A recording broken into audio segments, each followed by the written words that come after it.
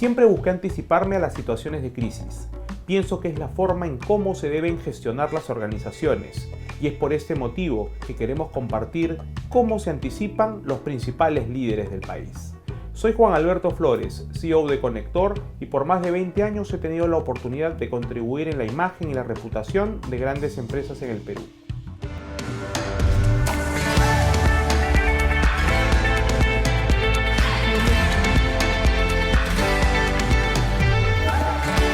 Bienvenidos otra vez a Anticípate. En esta oportunidad quiero presentarles a Ivo Gagliuffi, el presidente de Indecopi, quien nos visita hoy día y a quien recibimos con un fuerte aplauso. ¿Ah? Gracias. Gracias, Ivo, por venir. Gracias por la invitación, Juan Alberto. Para nosotros es sorprendente que hayas pues transitado por la vida privada y de pronto asumas un reto tan fantástico como servir al país, y lo hiciste sin titubear, con fuerza. Pero antes de hablar de eso, queremos que los emprendedores, los ejecutivos jóvenes y en general el público que nos ve conozca un poco más de ti. Y una de las cosas que nos llamó poderosamente la atención, Ivo, es que tú desde muy joven brillaste. Tú fuiste uno de los elegidos 20 mejores abogados jóvenes cuando tenías, no sé, 30 años, ¿no? Y uno dirá, pues, oye, qué crack, qué paja, qué... Pero es también una presión. ¿Tu caso cómo fue? Bueno, gracias por las palabras, ¿no? Y creo que inmerecidas. Pero en realidad los rankings siempre hay que tomarlos uno con mucha serenidad y con mucha cautela, ¿no? Si bien por un lado te generan alegría porque es como un reconocimiento a tu trabajo, a tu esfuerzo, por otro lado te generan responsabilidad, como dices tú, porque ahora el foco está más encima tuyo y tú quieres demostrar que el ranking efectivamente es merecido y que tú lo has ganado a pulso. Pero lo cierto es que los rankings no deben cegar a la gente al nivel de pensar de que ya estás realizado y que estás por encima de tus colegas, al contrario, ¿no? Todo ranking puede ser arbitrario y lo cierto es que hay muchísima competencia en el mercado de abogados. Hay muy buenos colegas que en esa época también brillaban en realidad con mucho más luz, pero fue efectivamente para mí un momento clave, principalmente porque me permitió confirmar que quizás había escogido bien mi vocación. Y este tipo de reconocimientos pequeños en realidad lo que te permiten es confirmando poco a poco que quizás vas por el buen camino, ¿no? Al menos para ti. ¿No? ¿Nunca sentiste presión? Sí, claro, pero yo mismo me ponía la presión, ¿no? O sea, ni mi familia, ni mi esposa, ni nadie, sino yo mismo me ponía la presión de que quería ser cada vez mejor y avanzar más y ser más reconocido, porque es parte de la ambición que tienes cuando eres más joven, ¿no? En realidad es una ambición que si la sabes manejar correctamente es positiva. Entonces yo también he tenido mis momentos donde la ambición se me dio de las manos y quería hacer cosas que no correspondían a mi edad o avanzar en temas que no estaban todavía al nivel que yo podía, y eso te hace que te choques con una pared. Pero es bueno, pues vas aprendiendo. Pero lo cierto es que hay algo bien curioso, ¿no? Cuando uno estás en el sector privado, sí sabes cómo hacer tu trabajo, cómo convencer a un tribunal, cómo convencer a un cliente para captarlo o para hacer una estrategia.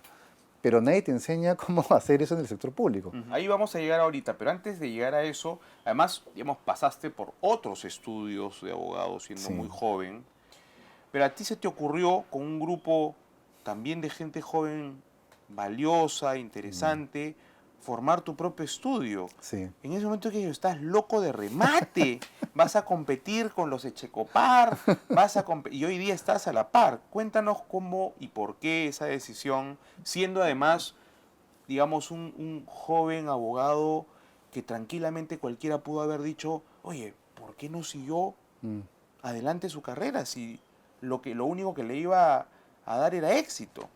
Bueno, ahí efectivamente pasé por esos estudios grandes. Muchos tenían antes esquemas más familiares, pero los estudios se han ido corporativizando.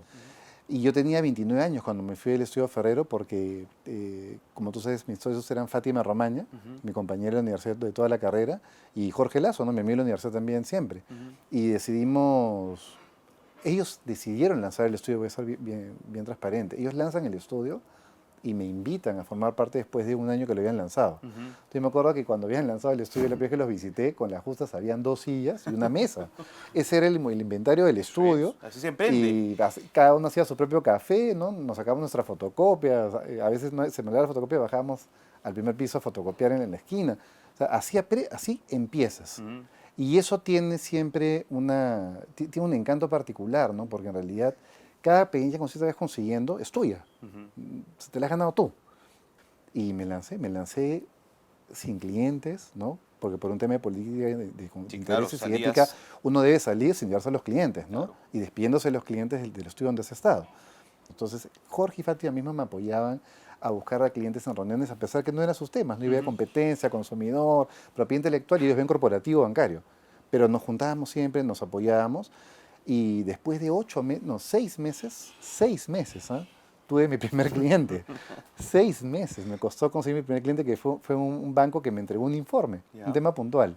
Y te volviste emprendedor. Me volví un emprendedor, exactamente. Porque, Como hemos dicho, ¿no? porque De 6 meses cero. te tomó 6 meses. montar tu, Un tu primer cliente. Mi cliente. primer cliente, sí, La gente piensa que es fácil a veces eso y no es no, así, tienes que tener paciencia. ¿no? Pero no solamente depende de ti, ¿no? Necesitas dos soportes. Tu familia, que se compre el proyecto contigo y se Ajá. ajuste el cinturón, y tus socios, que te tienen que esperar. Ujú. Porque si tienes socios que te dicen, ya, y la factura, oye, y el cliente, ¿y cuánto facturó este mes? Eso Claro. no ayuda, ¿no? Indecopi ha sido una organización siempre bien vista. Claro, tiene Sí, sus... tiene sus temas. Claro. Llega en determinados momentos del año donde puede ser muy querida y no, ¿no? Y claro, tú asumes una responsabilidad quizás con una vara muy alta, ¿no? Este, ¿cómo es que lidiaste primero en aceptar y luego qué metas te pusiste para asumir un reto tan grande? Porque digamos, no es poca cosa Mm, asumir una organización que ya tiene un nivel, sí, pero que tú le tienes que poner un siguiente paso. así es. Bien interesante. El Indecopi efectivamente, cuando llegué tenía 24 años de existencia y había tenido presidentes y presidentas de primer nivel que habían mantenido gestiones muy profesionales y muy probas. Ujú.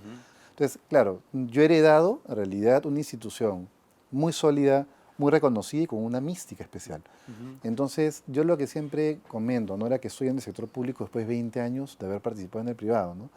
Y es que cuando estás en el sector público te da algo que no te lo da el sector privado. Y es la capacidad de que con tus acciones, con tu trabajo, con tu chamba, Ujú. impactes de manera general en todo un país. Ujú. Eso te da una adrenalina, ¿no? Especial, ¿no? Especial. Yo creo que todos los equipos sienten eso. Pero llegar a un equipo que ya tiene una mística, como tú dices, es una vara alta. Ujú. Entonces, ¿qué tienes que hacer? Desde mi punto de vista, tienes que encontrar nuevos retos. Y los nuevos retos eran, por ejemplo, número uno, la digitalización de la institución. Ujú. Teníamos computadoras, sí, teníamos software, sí, Ujú. pero no nos veíamos como una entidad digital. ¿Qué creamos? El programa Indecopi Digital. ¿Y qué vamos a buscar? Que al 2021, si Dios quiere, vamos a conseguir que todos los trámites y todos los procedimientos se puedan hacer de manera virtual. Pero en el privado, quien piensa así deben ser no más de 10. Y tú te atreves a hacerlo en el público. En el privado hay mucho más cultura de transformación digital. Hace poco Everest sacó un libro súper interesante de 38 experiencias de transformación digital en el sector privado y Ujú. público. ¿Qué pasa? Que en el Estado, la pregunta me encanta, porque tú dices, ¿cómo en el Estado puedes hacer esto? Porque en el Estado tiene ahorita una ley de gobierno digital y tiene una secretaría de gobierno digital que si Ujú. tú le tocas la puerta y si tú le pides el apoyo, te lo Ujú. brindan ampliamente. Y tienes todas las facilidades para hacerlo si tienes visión y si tienes un consejo directivo como el que yo tengo, Ujú. que es una combinación de sector privado Claro. y sector público y consideraron que era la principal apuesta. Ujú. Había que digitalizar. Es el primer nicho de digitalización. Otro reto son temas de formación de ciudadanía. Ujú. Yo estoy en el área administrativa de la institución, yo no resuelvo casos. Así Y es. como área administrativa, tus retos tienes que identificar cuáles son tus ejes. Ujú. Uno de los ejes que tenemos, aparte del Indecopi digital, es el Indecopi comunicación. Y lo que nos dimos cuenta a raíz de algunos casos fuertes que tuvimos en la práctica es que no estábamos comunicando bien. Ujú. Éramos reactivos. Ujú. Esperábamos el caso, la denuncia y recién salíamos. ¿Qué hacemos ahora? Somos preventivos, proactivos. Ujú. Que tenemos un pequeño microprograma en Canal 7 en TV Perú, que se llama Ya lo sabes. Ujú. Todos los martes sale y le pone un tip a la gente. ¿Qué más hemos hecho? Posteamos mucho. Ahora hemos abierto nuestra cuenta de Instagram. Ahora Ujú. estamos en Instagram, Facebook, LinkedIn y también en Twitter. Ujú. Y todo el tiempo estamos sacando 6 posts al día. Eso ha hecho que nos posicionemos poco a poco en los medios y en las redes y la gente ahora lo que ve es una institución que todo el tiempo rinde cuentas e informa. Estás en una institución que, si bien es cierto, transita por este proceso y se ven muchos aciertos, pero también hay coyunturas donde Mm, son las más criticadas. sí, En el tema de los lácteos, farmacéuticas, boticas, en sí, fin, y que llega prácticamente ya a ser temas populares, o sea, sí. ¿no? ¿Cómo ¿Cómo manejas también este tipo de situaciones y cómo has enfrentado este tipo de crisis que deben ser sumamente desgastantes para todos? Sí, bueno, sí, efectivamente, ¿no? El caso de los lácteos fue un caso difícil, pero ¿qué lecciones van dejando, no? Primera lección, hay que actuar preventivamente. Ujú. A partir de ese caso, creamos una campaña que se llama Julieta Checa la Etiqueta, ¿Ya? que tuvo 10.5 millones de visitas en 2 meses. Ujú. Totalmente en redes, porque no teníamos plata, Claro. la lanzamos en redes y fue un éxito. ¿Pero por qué? Porque aprendimos que no solamente era un tema de los casos que ven las áreas resolutivas sobre la leche, Ujú. sino que nosotros como institución dijimos, ¿qué ha estado fallando? ¿O ¿qué nos faltó? Nos faltó decirle a la gente Ujú. cómo leer la etiqueta, cómo se entiende un rotulado, cómo conservar el producto adecuadamente. Entonces lanzamos la campaña. Entonces, primera lección, hay que salir a comunicar más Ujú. de manera preventiva para evitar que la gente, como no conoce el tema, pueda hacer de una u otra manera sesgada su opinión por terceros Ujú. que dan información que no es correcta.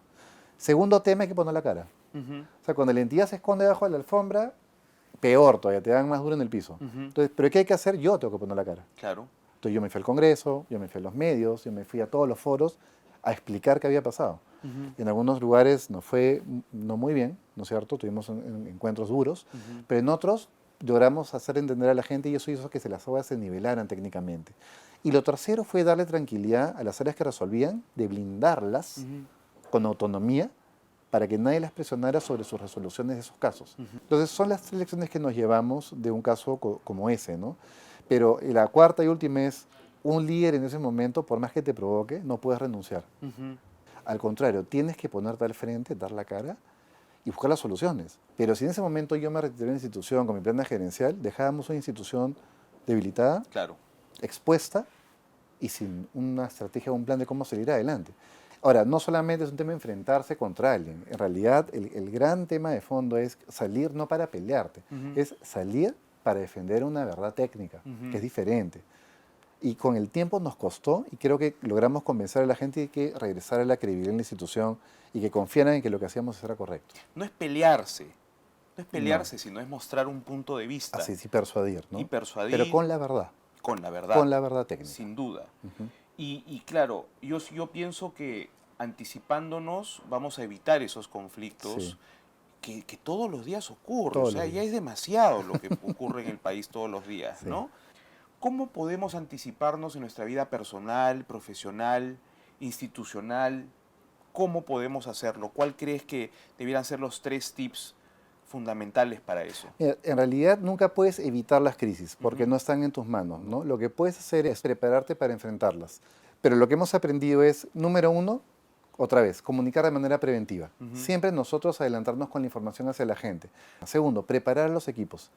Los equipos no esperan que haya una crisis para recién saber cómo reaccionar, sino que ya constantemente están preparados y tenemos todo un protocolo de información Ujú. y todo un protocolo también de Claro. comunicación externa e interna para Ujú. prepararlos. Fortaleza anímica, resiliencia. O Ujú. sea, tienes que estar listo porque eso no es un camino de rosas, Ujú. ¿no? Estar en el sector público es muy bueno y lo veo como un gran reto, una de las mejores chambas de mi vida. Pero por otro lado, tiene momentos difíciles. Claro. Y uno tiene que saber pues de que la carne viene con hueso, como se Ujú. dice, ¿no? Y cuando hay hueso, bueno, hay que estar ahí y saber cómo manejarlo emocionalmente. ¿Cuál ha sido el más difícil, la crisis más difícil que has tenido que pasar, Ivo? Los lácteos. Pero a partir de eso, hay una elección que uno se lleva. Cuando tú eres el presidente de una institución como el Indecopi, Ujú. tú crees que te convocan para ser un técnico. Y eso es bueno que lo sepan los próximos presidentes o presidentas del Indecopi o de entidades. Te convocan quizás porque es un perfil técnico, pero en realidad vas a tener una ambivalencia técnica política. Es un Tiene que cargo haber. técnico político. Sí. Entonces, tienes que estar dispuesto a ir también a conversar con los políticos, entender cómo piensan ellos, cómo comunican ellos, para también poder mantener una relación profesional equilibrada con ellos también, ¿no? ¿Cuáles son los siguientes pasos para Ivo? ¿Cuáles son tus siguientes Para pasos? mí, mira, si fuera por mí, Sí. me encantaría, el Indecopi es un mandato de 5 años no renovable, Ujú. eso es positivo. Así que el último día que me quedaría sería el 13 de septiembre del 2021, será mi Ujú. último día, ¿no? Si no es antes. Pero sí me ha encantado el sector público, o sea, me gustaría seguir aportando temas en el sector público. Ujú. Si no se da eso, igual me encanta también el trabajo en el sector privado, o sea que tengo esas dos posibilidades, incluso también el mundo académico. O sea, siento que todavía hay muchas cosas que quiero explorar, que quiero aprender, ¿no? Que quiero seguir haciendo. Pero sin duda el sector público ha sido una experiencia magnífica. Gracias a todos por vernos otra vez. Ivo, felicitaciones, gracias Muchas por estar gracias. con nosotros. Gracias. Y lo despedimos con un fuerte aplauso a Ivo. Gracias. Gracias a ti. Juan, Cuídate mucho. excelente. Gracias por la oportunidad. Gracias a todos Encantado. y nos vemos